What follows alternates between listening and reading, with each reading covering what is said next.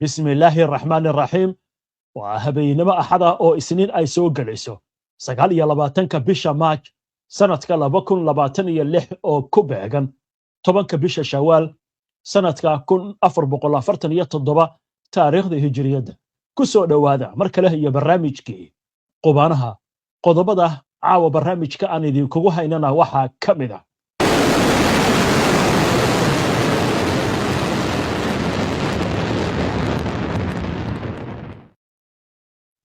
faahfaahin dheeraad ah ayaa ka soo baxaysa weeraro gantaalo ah oo Iiraan ay ku duqeysay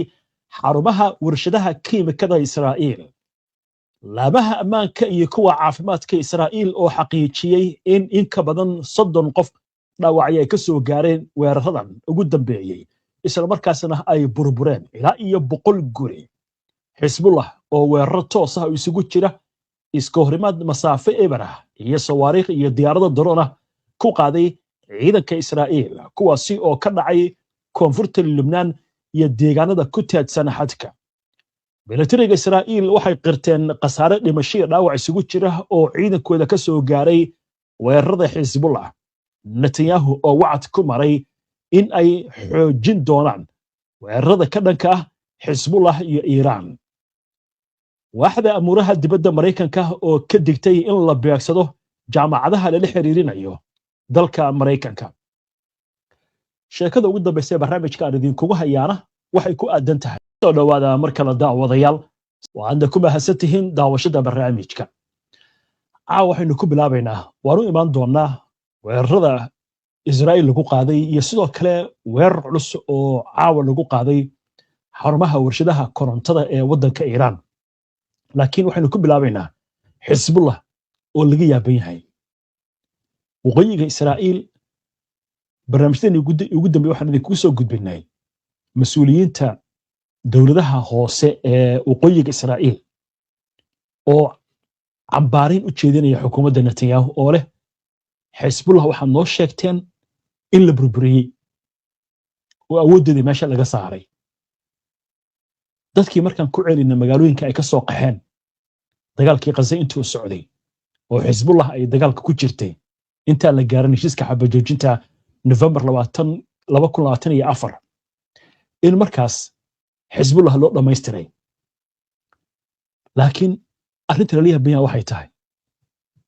Xisbullah awoodii la soo baxday. waxay ka sheekeynayaan inta weerar ay fuliyeen militariga Israa'iil waxay qiranayaan dhimasho dhaawac soo gaaray ciidankooda. haddaba aynu eegno wararkii ugu dambeeyay amurahan oo warbaahinta Lebanon tan Carabta iyo sidoo kale tan Israa'iil ay wax ka qorayso. waxaanu ku hormaraynaa ururka Xisbullah ayaa sheegay in dagaalamayaashoodu iska horimaad toos ah oo masaafo eber ah ay la galeen ciidamo Israa'iiliin ah kuwaasi oo ku sugnaa deegaanka Shamaah ee koonfurta Lebanon. waxaana ay sheegeen inay qasaaro toos ah gaarsiiyeen ciidamada duulaanka ah. ururka reer Lebanon ayaa sidoo kale waxa uu sheegay inay gantaal ku duqeeyeen goob ku taal deegaanka Diyaar Suuriya oo ciidamo Israa'iiliin ku sugnaayeen. si gaar ahna waxay sheegeen inay u beegsadeen taangi nooca Markaafaha oo ciidanku ay wateen. sidoo kale Xisbullah ayaa waxay sheegtay in diyaarado drone ah ay ku qaadeen saldhigyo military oo ciidanka Israa'iil ka sameysteen deegaanka Arab al-Lawziya, halka weerar kalena oo gantaalaan ay ku garaaceen ciidamo ku sugnaa tuulada Al-Khanuuk ee aaga ay tiraacun ee deegaanka Yeeroon. Xisbullah ayaa sidoo kale waxay sheegtay in dagaalamayaashooda oo adeegsanaya gantaal dhulka laga rido ay beegsadeen diyaarado dagaal oo Israa'iil ay leedahay isla markaasna ay soo rideen diyaarad drone ah oo Israa'iil ay leedahay. inta waxa dheer Xisbullah waxay sheegeen inay laba taangi oo nooca Markaafaha ku gubeen laba drone xilli ay weerar ka wadeen ciidanka Israa'iil magaalada Khantara iyo buurta Al-Balaa. war hadda soo dhacay telefishinka Al Jazeera ayaa baahiyay in ururka Xisbullah oo toos u beegsaday cutub ka tirsan ciidanka Israa'iil oo gaaraya ilaa iyo 15 askari kuwaasi oo ku sugnaa gudaha guri ku yaala tuulada Hulaa ee koonfurta Lebanon. ururka ayaa sheegay in weerarkaasi oo sababay qasaaro toos ah oo soo gaaray ciidamada la beegsaday. dhinaca Israa'iil goorsii horeysay oo caaw ah militariga Israa'iil ayaa waxay qirteen in hal askari la dilay 3 kalena la dhaawacay kuwaasi oo ka tirsanaa guutada baarashuudka ku booda. waxaana la sheegayaa in ciidamadan dhimashada dhaawaca ay kala kulmeen weerar gantal oo dhanka Lubnaan laga soo qaaday laakiin lama sheegin goobta saxda ah ee duqeyntu ay ka dhacday telefishinka kanaal 12 ee Israa'iil laga leeyahay ayaa wuxuu baahiyay caawa in wasiirka gaashaandhigga Israa'iil Katz oo tacsi u diray qoyska askari lagu magacaabo Moshe Yitzhak Hakohen isagoo la sheegayo in markaasi uu geeriyooday Katz ayaa waxa uu yiri Moshe wuxuu doortay inuu ka soo tago nolol uu ku tilmaamay mid raaxo leh oo uu ku haystay Mareykanka una soo guuray Israa'iil isla markaasna uu ku biiro ciidamada isagoo ku saleynaya aaminsanaantiisa qotada dheer ee Sahyuuniyadda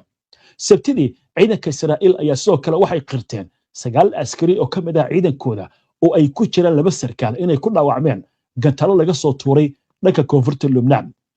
isla wararka Israa'iil ra'iisul wasaaraha Israa'iil Benjamin Netanyahu ayaa ku dhawaaqay inuu amar ku bixiyay in la ballaariyo aagaga ammaanka ee gacanta ay ku hayaan ciidanka Israa'iil ee ku yaala koonfurta Lubnaan isagoo xusay in Israa'iil ay si dhab ah u bedelayso xaaladda xadka waqooyi bayaan ka soo baxay taliska waqooyiga Israa'iil ayaa waxa lagu sheegay in Netanyahu uu tilmaamay in qiimeyn amni uu la sameeyay wasiirka gaashaandhigga taliyaha guud ee ciidamada iyo saraakiil kale isagoo ammaanay hogaamiyaasha militariga oo uu ku tilmaamay waa si hadalka u dhigay kuwa go'aan adag leh wuxuu sheegay in Israa'iil ay ku jirto dagaal ka socda dhowr jiho isla markaasna weerar culus ay ku hayaan Iiraan iyo xulafadeeda waxaana uu sheegay waa si hadalka u yiri in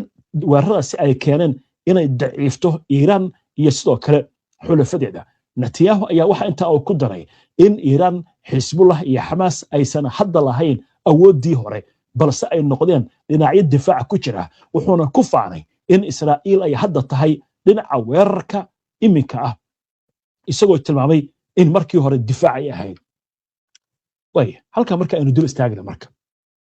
hadalkan hadda madaxweynaha raalli ahada ra'iisul wasaaraha Israa'iil uu tabinayo ama uu sheegayo 2024 2023 2025 inta uu sheegayo laakiin marka la eego hadallada warbaahinta Israa'iil ka baxaya waxa leeyahay wax ka jira mala warkiisa maxay tahay sababta markii la dilay Xasan Nasrallah wuxuu yiri Xisbullah u dhamaatay dagaalkii bishii June dhacay ee 12 maalmood socday wuxuu kaloo yiri Iiraan waa maskina madaxan ka dilnay laakiin caawa maxaa la arkayaa waxa Xisbullah ay wado iyo Iiraan waxay dhigayso wali lama gaarin xutiga iyo hawshoodii marka Israa'iiliintu waxay leeyihiin gaar ahaan kuwa ka soo horjeeda Netanyahu ninkan waxaan uu wado asaga ku dheeraysanaya xukunka haddii dagaaladu ay joogsadaan oo doorasho ay dhacdo waa la bedelaya cidna dooran mayso maalinta xukunka uu ka degana maxkamadda la saarayo ee ku socota ee musuqmaasuqa loo haysto inkastoo isagu beeninayo macnaheedu waxa weeye markaas in dacwad la tiigsanayo marka waxa leeyahay wax aan ka dhageysanayna ma jirto ra'iisul wasaaraha Israa'iil maxaa yeelay 2 sano ka hor ayuu wuxuu yiri Xisbullah waa u dhamaatay dagaalkan hadda inta ay soo galeen Xisbullah ilaa 2 bishan March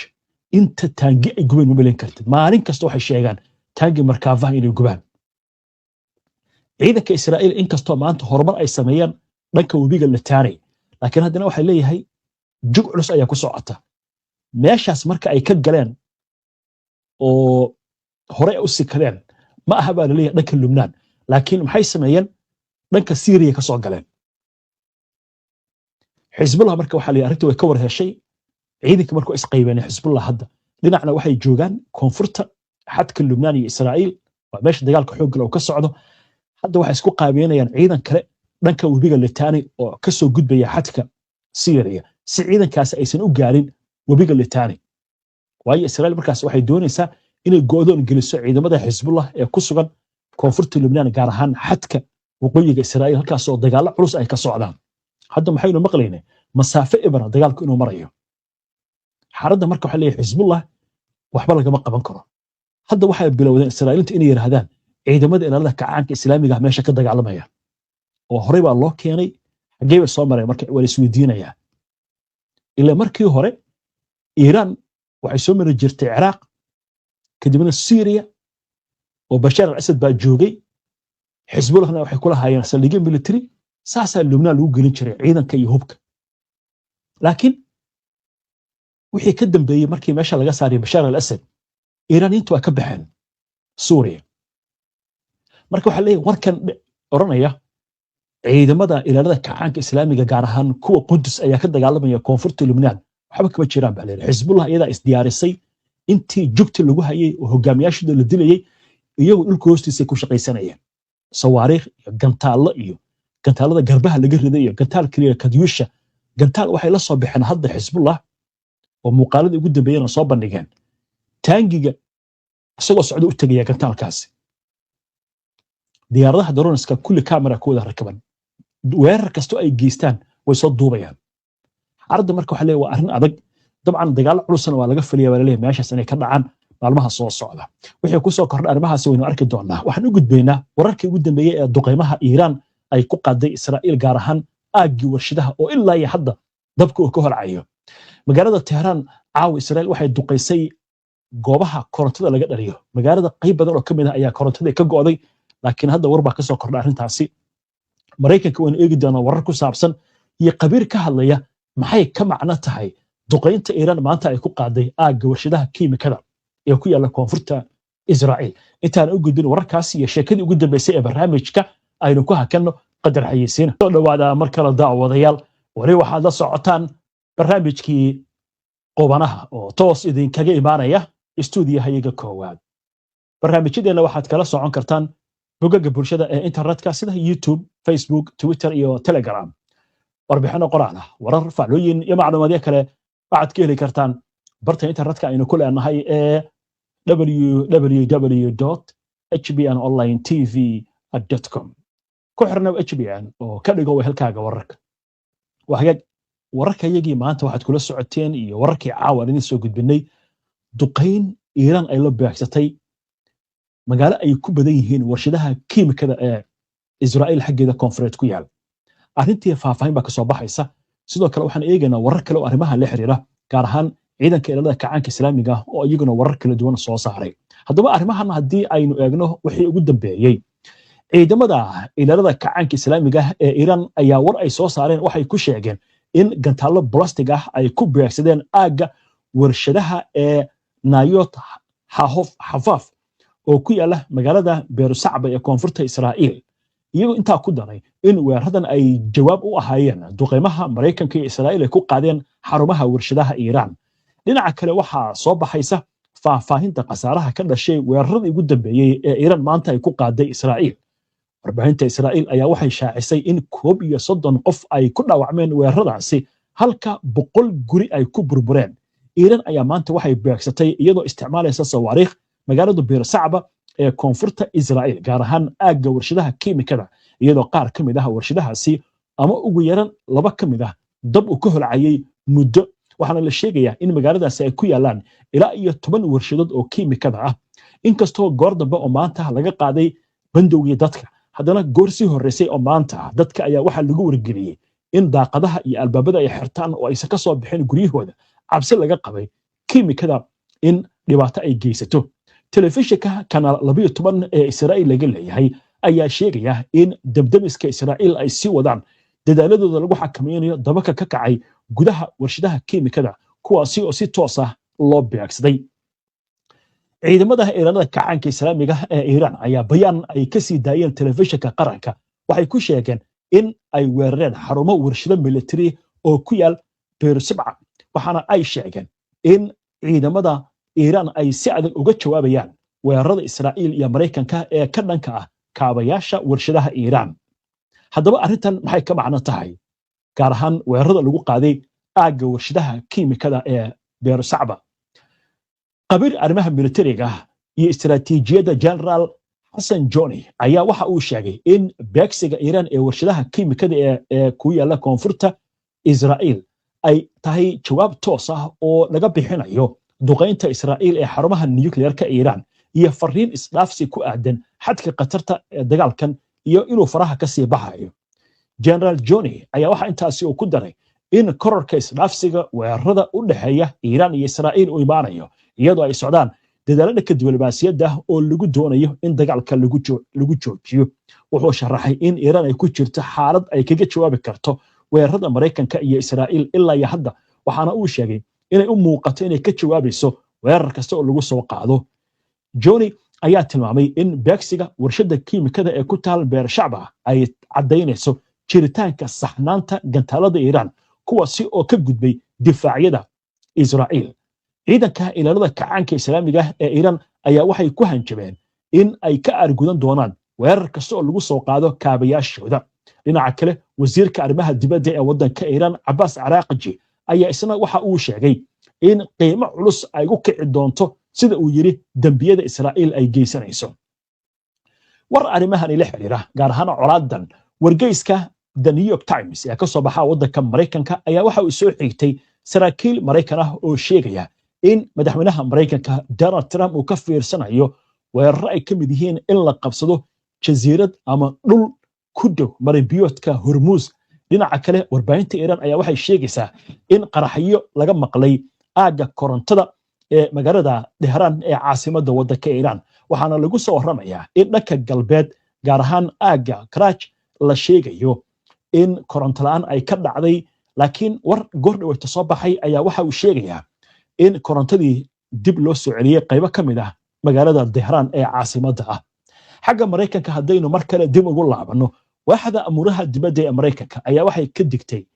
hanjabaadda ka imaanaysa Iran ee ku aadan in ay beegsanayso jaamacadaha la xiriirinaya Mareykanka waaxda waxay sheegtay in Iran iyo maleeshiyaadka xulafada la ah